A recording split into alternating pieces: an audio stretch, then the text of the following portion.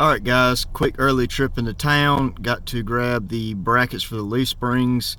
This guy brought me the leaf springs for the trailer, brought me the bolts for the leaf springs, but didn't get any parts of the brackets. So not only do you have to come into town to get metal for your jobs, but also sometimes you have to come and grab the actual hardware to mount these pieces.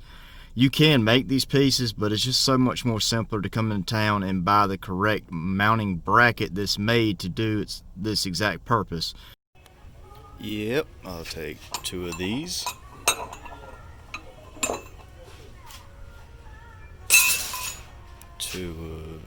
Wow, they're really running short. 2 of these. Alright.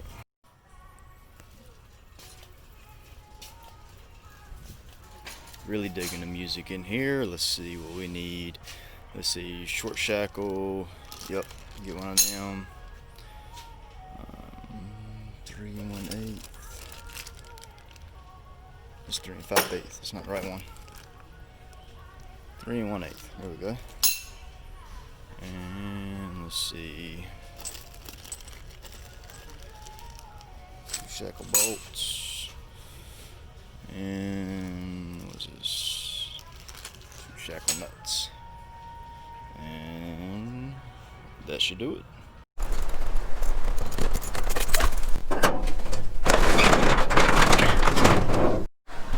Alright, so this is the boat trailer, and I just got it yesterday, which was Sunday. Right? So this is job number 3. So shouldn't this go to the back of the lineup? Well, no, because there's normally a 21-foot, I think, a Grady White that stays on this trailer. And also, as you can tell, parked in my front yard because it doesn't fit through the gate in the back. Anyway, not necessarily a big deal for me, but he went and parked his boat at a boat slip out on the waterfront that his buddy had. And he's trying not to hold up the boat slip for long. His buddy told me he could use it as long as he wanted to, but he's like me, you don't like to borrow something any longer than you have to, so he wants to hurry up and make this a rush job. Not necessarily a rush job, but get it done as quick as possible and as good as possible. So he brought it in, and let's take a look at what exactly it is he wants. So if you look right in here, he bought new leaf springs. The leaf springs were rusted, and he drives this thing back and forth to Emerald Isle on the NC coast to the beach and goes fishing. Well, the salt water has completely eaten these leaf springs up, and he wanted to replace them, so he bought new leaf springs. When he got down here, he realized that more than just the leaf springs were rusted out, and that the actual hanger brackets here and there were completely rusted out. Also, the more he chipped away, well, the thinner the metal got, and he didn't quite like that for those longer trips. And as you can see, we're gonna have an issue trying to get these bolts off because they are rusted slam through. I'm pretty much gonna have to cut these off. And if you can't already tell, the wind is absolutely horrible today. It's calmed down some. I waited until after lunch to come out here, and it's calmed down some, so the audio is better, but I don't know that I want to drag the torch out here and try and fight this wind. Also, the welding, with it welding my shielding gas away, it could make it difficult to weld, so we may have to be smart and come up with a way to shield us from the wind while we weld to keep our shielding gas near the weld. With that being said, let's go ahead and get this thing taken apart, and we'll go from there. So the first thing we're going to try and do is get these hanger brackets to mount the leaf springs to the axle. He told me that I should be able to save them, that he didn't feel I needed to replace them because he put them on recently. I'm not sure how recently is, and I'm pretty sure he sprayed them with some galvanized paint, which is causing the socket not to fit like it's supposed to. But we got them up there. We'll see exactly how tight these things are, and they're up there.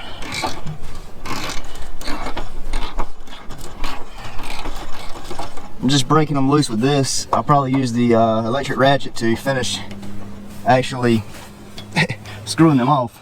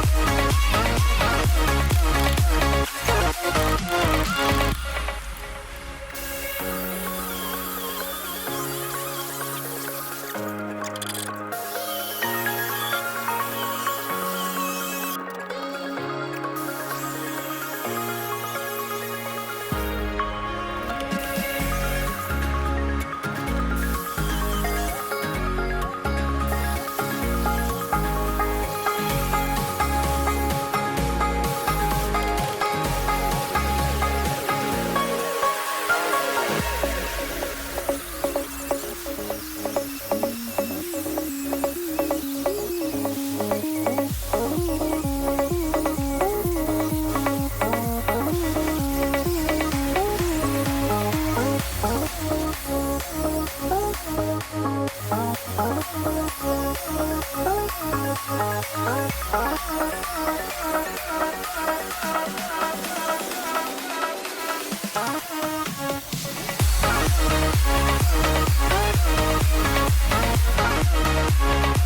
right, so we got the brackets tacked in place, tacks on the back side of the rear bracket, but we went ahead and tacked it in, went ahead and mocked everything up, put the bolts in, made sure the leaf spring was as straight as possible.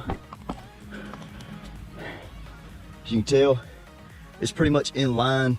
The only thing I can see, the back is level, the front up here is kind of twisted a little bit. Not a big deal. I'm definitely not scraping that much metal off. That little bit of twist, the bolt, the gaps between the brackets, the leaf spring and the bolts, there's a little bit of gap there. It's gonna give. All this weight from this boat is gonna twist what needs to be twisted and level out what needs to be leveled out. So that little bit of unlevelness, not a big deal. I'm not sweating it. It's tacked in. I'm gonna take everything back down from the mock-up and get this thing welded up and in place. Cool deal.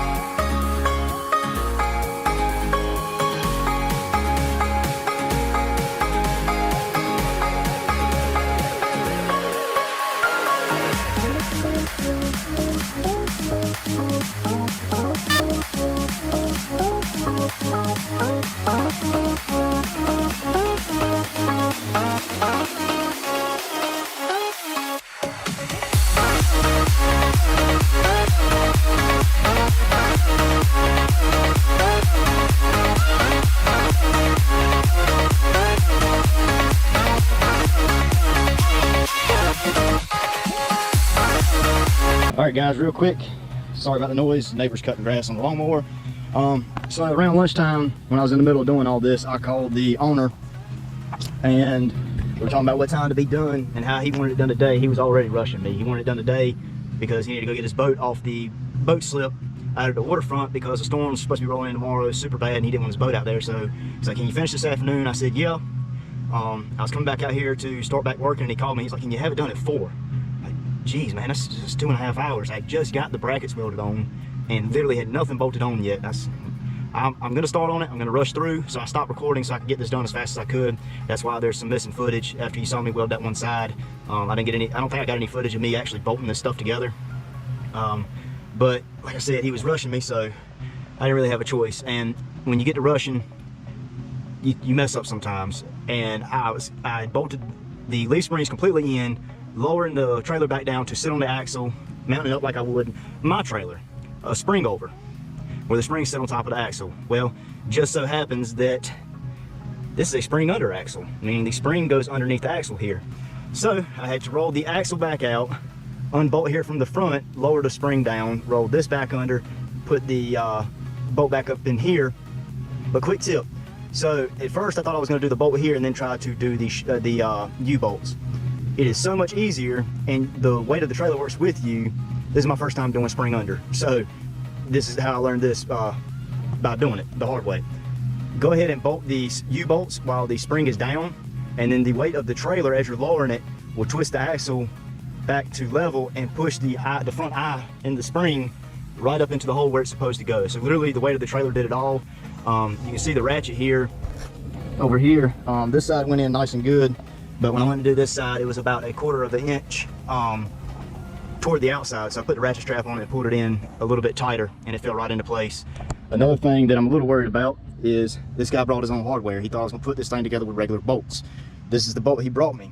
This is not a lock nut. He brought me a bunch of look like zinc galvanized, I don't even know what grade bolts they were, galvanized like 3-inch bolts and these regular nuts and a whole bunch of washers.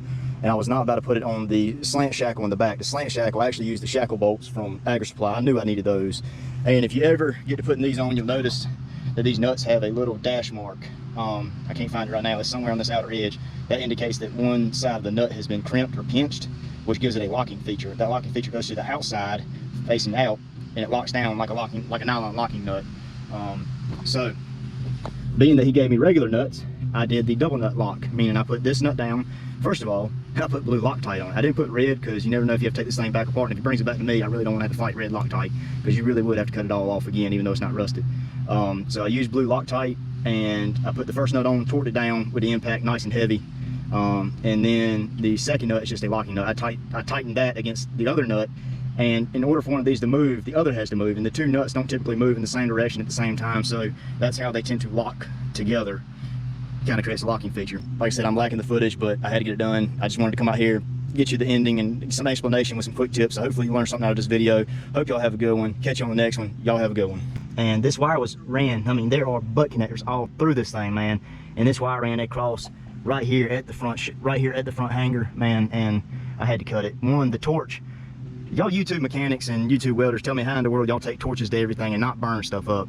The mechanics on the Rust Belt, man, they're all the time taking the torch to something, and how they can put that kind of heat underneath a car and not burn something up is beyond me. But anyway, I went ahead and cut it and hung it up out of the way, so now it's down, and now I have to run it back to the inside of the frame, and as you can see here, it connects here and runs in this butt connector. Well, look what popped out of the butt connector. It was a double, both of these went in and connected and ran on the way back. So I'm gonna have to cut this connector off and run these 3 wires together to ensure we have power all the way through. But there are butt splices all through this thing.